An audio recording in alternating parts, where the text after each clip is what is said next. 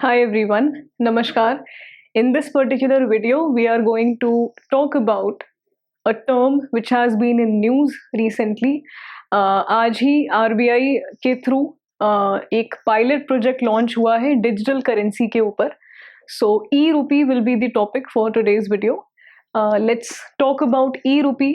E-rupee और जो हमारे बाकी पेमेंट के मोड्स हैं जैसे Paytm, PhonePe, Google pay, Amazon pay, इनके बीच में क्या डिफरेंस है और why are we having this also as an option for the payment mode and what exactly is e rupee, क्या फैसिलिटीज होंगी और क्या एडवांटेजेस हैं, क्या डिसएडवांटेजेस हैं, इन सभी के बारे में will be talking about in this video, right?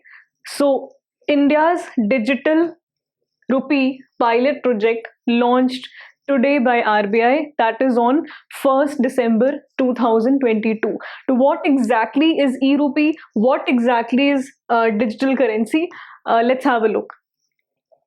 So RBI has announced the launch of much awaited central bank digital currency CBDC. इसको याद रखिएगा, काफ़ी इंपॉर्टेंट होता है प्रीलिम्स वगैरह में या कुछ स्टेट पीसीएस या बैंकिंग एग्जाम्स में ये फुल फॉर्म शॉर्ट फॉर्म के वे में पूछ सकता है. So a sort of official cryptocurrency for retail users from Thursday, that is 1st December 2022. तो आज ही इसको पायलट प्रोजेक्ट के बेसिस पे लॉन्च किया है. Now the question comes, what exactly will be the retail digital rupee? ये होगा क्या? ये exactly होगा क्या? What exactly will be e-rupee? Let's have a look. In effect, what effect will it be giving to the economy, to the financial system of the economy? So in effect, the retail e-rupee will be an electronic version of cash. What do I mean while I say electronic version of cash? ऐसे समझिए, आपके जेब में, आपके wallet में इस समय you are having 500 rupee cash. आपके पास 500 रुपए की एक नोट है, ठीक है?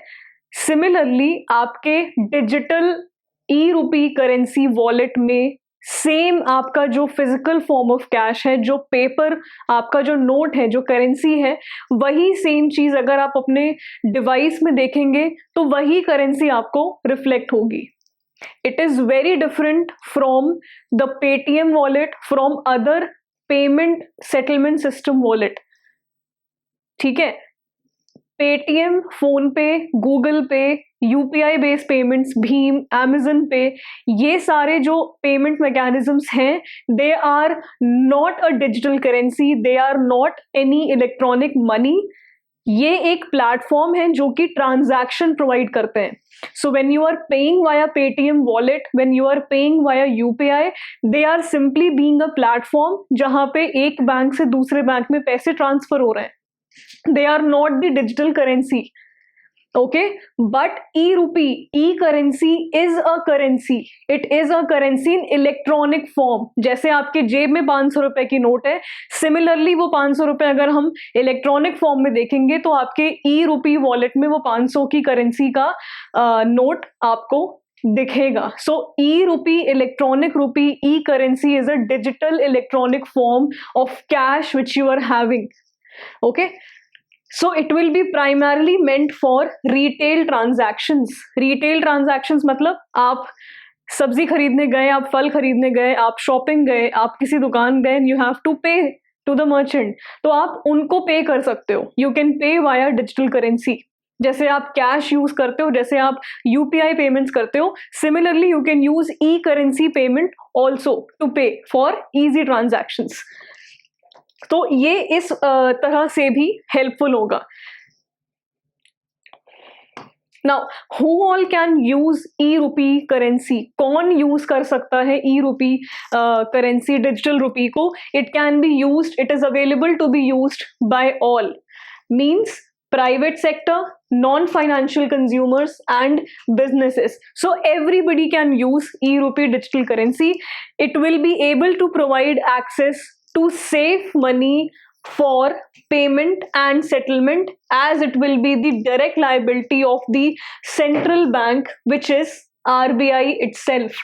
तो digital currency, which is your electronic money, so digital currency e-rupee is being the liability of the central bank itself. ये central bank RBI reserve bank of India की जिम्मेदारी है कि वो इसके पेमेंट सेटलमेंट को, इसके सेटलमेंट रिस्क को अपने रिस्पॉन्सिबिलिटी से देखें, इसलिए ई रूपी इतना सेफ है. It is safe to use, it is safe to use for various transactions.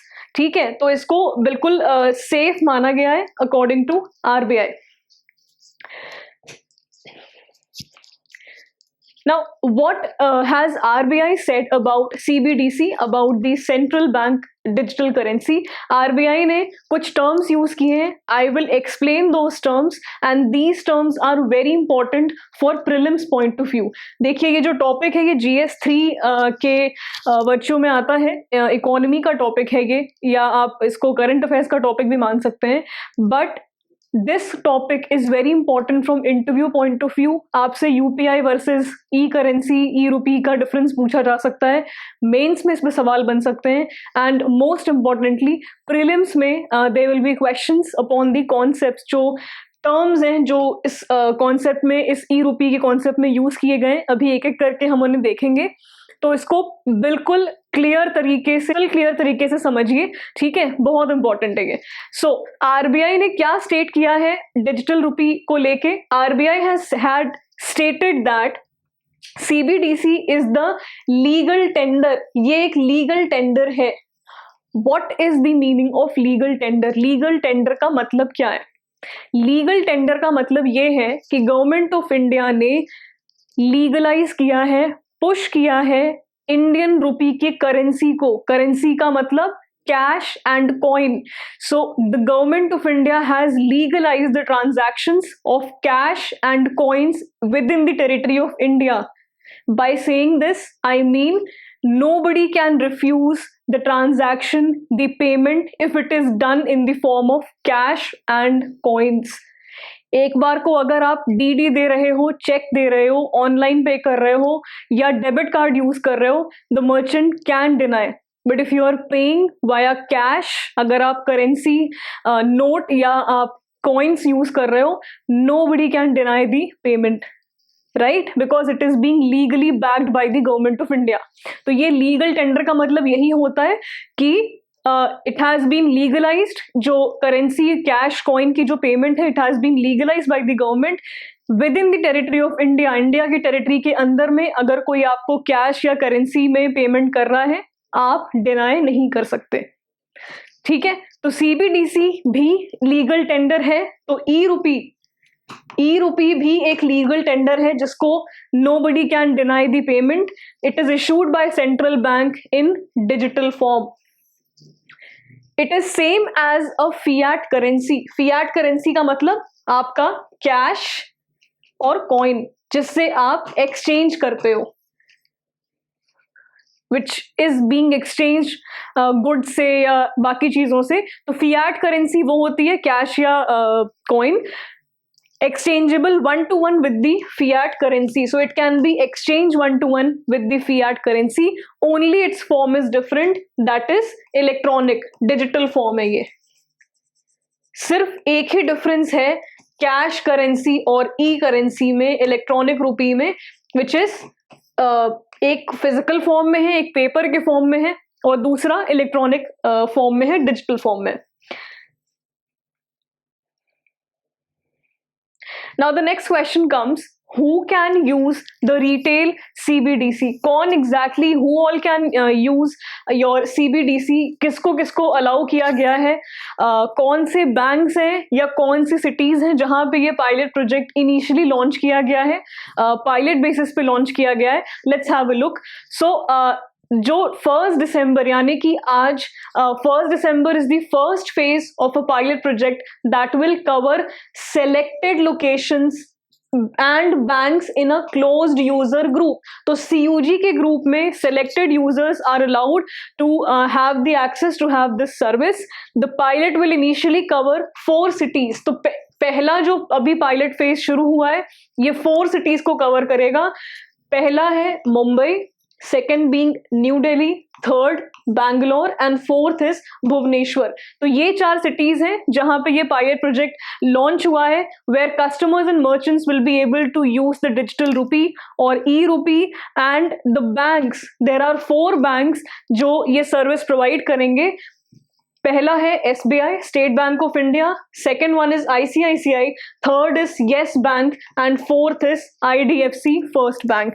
तो 4 cities and 4 banks, 4 cities and 4 banks have been allotted for this service to be done in the first phase, in the first pilot phase। ठीक है, तो ये 4 cities हैं, इसको याद रखिएगा, factual है काफी बट इट्स वेरी इंपॉर्टेंट। जो आगे के फेज में सब्सिक्वेंटली बाकी सिटीज और बैंक्स इस प्रोजेक्ट को ज्वाइन करेंगे उनकी भी लिस्ट आई है। 2 cities will be Ahmedabad, Gangtok, Guwahati, Hyderabad, Indore, Kochi, Lucknow, Patna and Shimla. तो ये सिटीज सब्सिक्वेंटली इस पायलट प्रोजेक्ट को आगे फ्यूचर में ज्वाइन करेंगे। और 4 मोर बैंक्स, जो 4 और बैंक जो कि इस प्रोजेक्ट में ऐड होंगे, दे will B bank of Baroda, union bank of India, HDFC bank and Kotak Mahindra bank. तो ये 4 बैंक्स आगे इस पायलट को ज्वाइन करेंगे।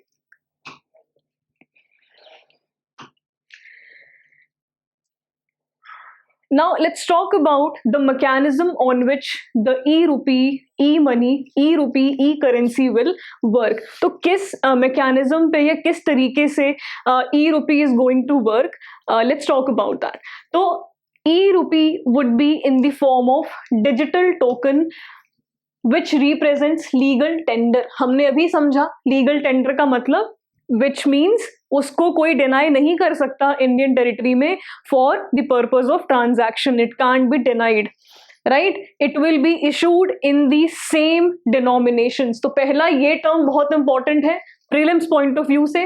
दूसरा सेम डिनोमिनेशंस। सेम डिनोमिनेशंस का मतलब क्या हुआ? सेम डिनोमिनेशंस का मतलब क्या ये हुआ, जिस तरीके से जिन डिनोमिनेशंस में आपको इंडियन रुपी की करेंसी प्रोवाइड की गई है आरबीआई द्वारा, आपको कैश किन डिनोमिनेशंस में मिला है? 10 रुपए की नोट है, 20 की है, 50 की है, 100 की है, 500 की है और 2000 की है। Similarly you are having coins, 1 रुपए का, 2 रुपए का, 5 रुपए का, 10 रुपए का और 20 रुपए का। इन डिनोमिनेशंस में आपको कॉइन्स प्रोवाइडेड हैं। सिमिलर डिनोमिनेशंस में, सेम डिनोमिनेशंस में आपको ई रूपी भी मिलेगी। ऑलराइट, तो as paper currency and coins will be distributed through intermediaries जो कि होंगे banks. Logical enough, banks will be the intermediaries जो हमें ये प्रोवाइड करेंगी। Users will be able to transact with e rupee through a digital wallet offered by the participating banks. इसका मतलब आज की डेट में every bank is having their own mobile applications. तो आप सपोजिंग आप एसबीआई बैंक के कस्टमर हो और आपके फोन में एसबीआई बैंक का एप्लीकेशन है। Today you are having options जहां पे आप अपने सेविंग्स अकाउंट के बैलेंस चेक कर सकते हो। You can check your deposits account, आप अपने डिपॉजिट्स का बैलेंस चेक कर सकते हो। अब क्या होगा? अब you will be able to see an option, a tab, an additional tab जहां पे आपको डिजिटल ई वॉलेट का टैब भी मिलेगा। You will be seeing digital e rupee के वॉलेट का एक टैब अवेलेबल होगा। हर बैंक, हर वो बैंक जो पार्टिसिपेटिंग बैंक है इस प्रोजेक्ट में, they will be giving you an option to have your wallet of digital e rupee. तो बेसिकली ऐप बेस्ड होगा, आप अपने मोबाइल डिवाइसेस में इसको एक्सेस कर सकते हैं। And stored on mobile phones and devices according to RBI. So transactions can be both person to person and person to merchant. तो person to person भी transaction कर सकते हैं आप and person to merchant भी कर सकते हैं। person to merchant का मतलब सेम, अगर आप ग्रोसरी शॉपिंग जा रहे हैं, you are going to the medical store, आप वहां पे पेमेंट कर रहे हैं, you can pay via QR codes. ठीक है, आप डायरेक्ट अकाउंट ट्रांसफर कर सकते हो, जो भी करना है। तो you can pay like that also. तो you can pay to person, individual to individual basis पे भी आप कर सकते हैं and also to the merchants directly.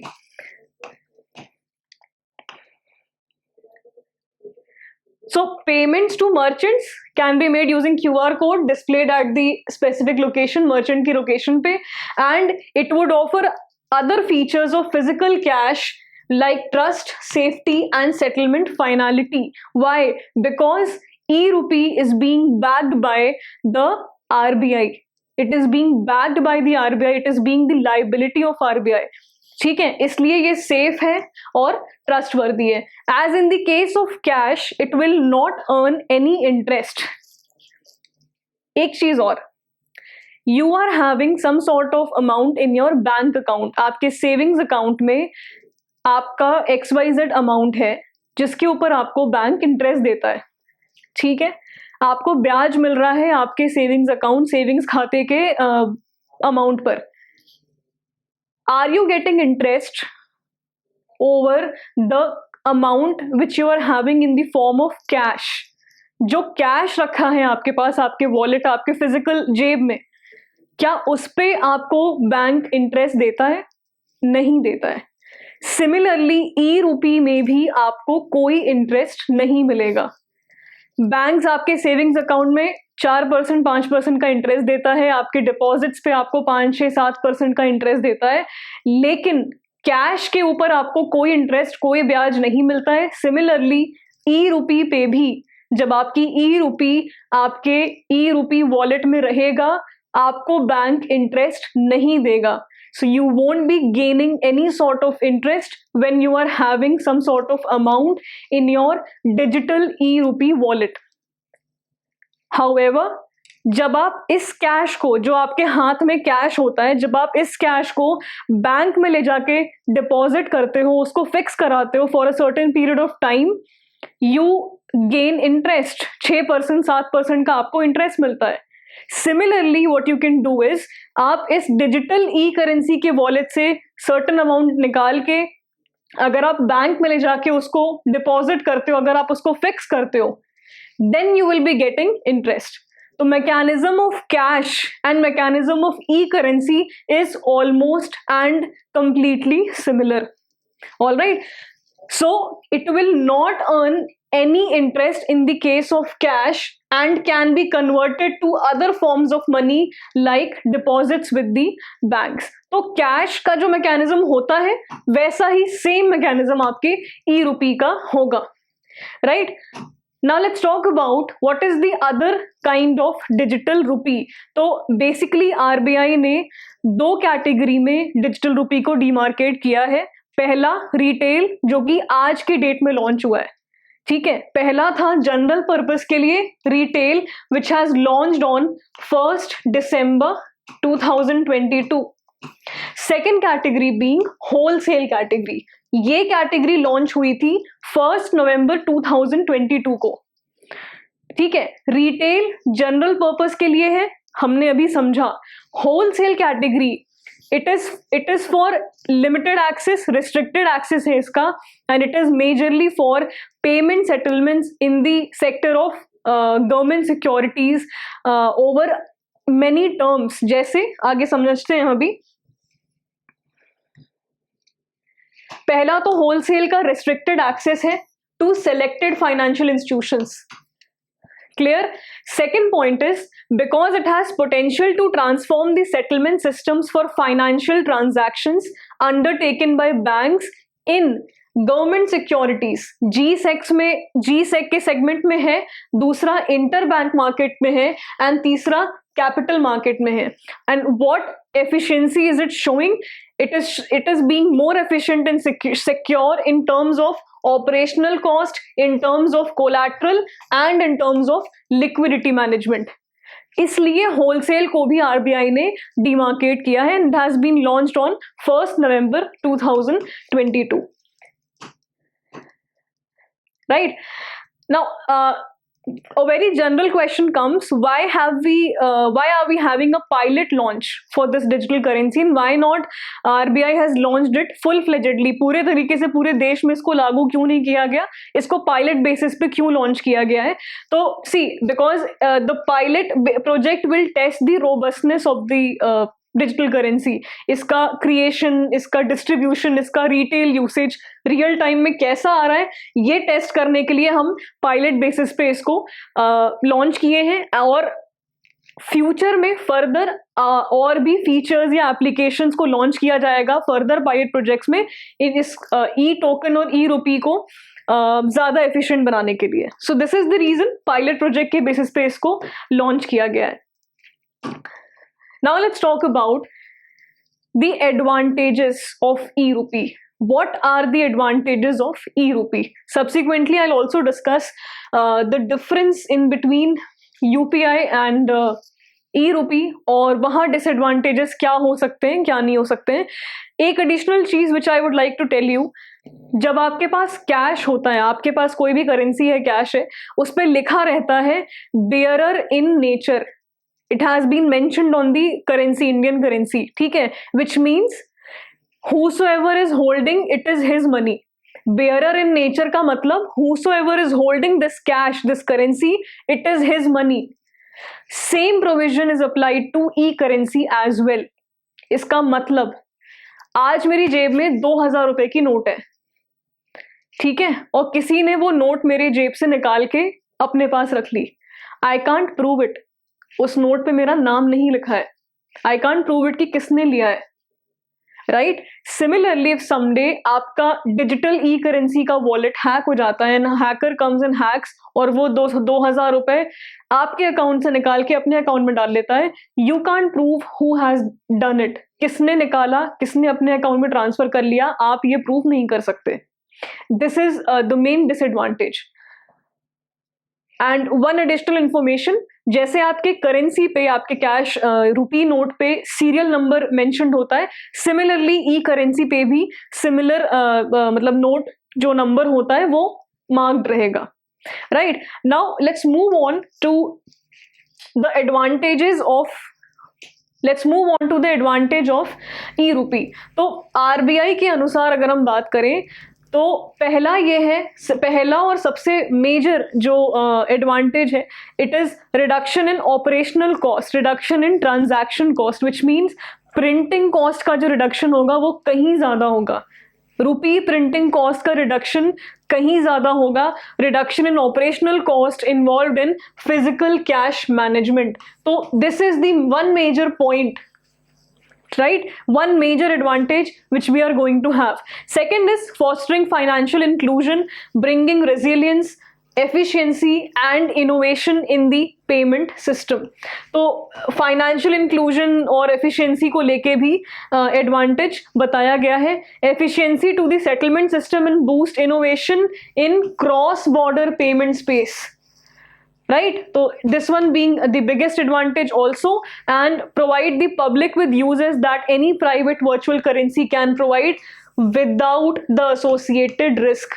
RBI has time and again flagged the concern about the illegal tender, illegal which is your cryptocurrency, Bitcoin और Ether को लेके RBI ने कई दफ़े बोला है कि वो illegal है, it's not being legalized in India.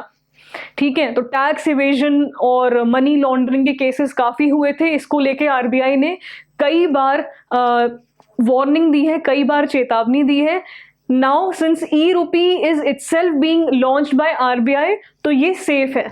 So this is the major advantage कि जो वर्चुअल करेंसी का यूज है पब्लिक कर सकती है बिना किसी रिस्क के। So RBI has repeatedly flag concerns over money laundering, terror financing, tax evasion etcetera with private crypto currencies.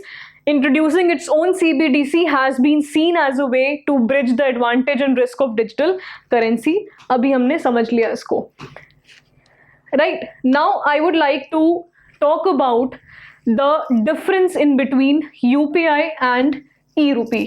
Yes, so let's talk about the difference in between UPI and e-rupee. If you ask कि exact difference है क्या, is it not the same? अगर हमारे Paytm wallet में कुछ balance है, if you are having a balance of let's say 2000 rupees in phone पे का wallet, so is it not same with e-rupee? It is not same. तीन major differences हैं। I have already mentioned कि Paytm, PhonePe, Google pay, UPI, भीम, ये सब, Amazon pay, they are a platform, they are a payment system, payment transfer system. They are not any e-currency or electronic money. Right? Now, there are three major differences in between UPI and e-rupee. First one being, UPI is backed by every bank. आप अगर phone पे से payment कर रहे हो, आप अपना bank account उस पर लिंक करोगे and you will be paying to the merchant. Right? So every UPI handle is backed by every bank. Whereas e-rupee is backed by RBI itself. So the Central Bank of India, जो कि Reserve Bank of India है, वही liable है, वही responsible है, वही e-rupee को back कर रहा है. पहला difference.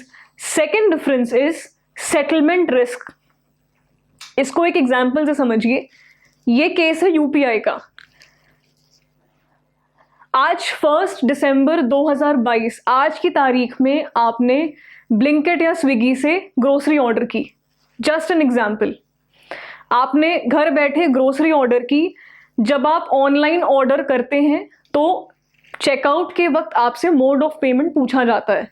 मोड ऑफ पेमेंट में आपको via card, net banking, cash on delivery या यूपीआई, ये ऑप्शंस आपको मिलते हैं.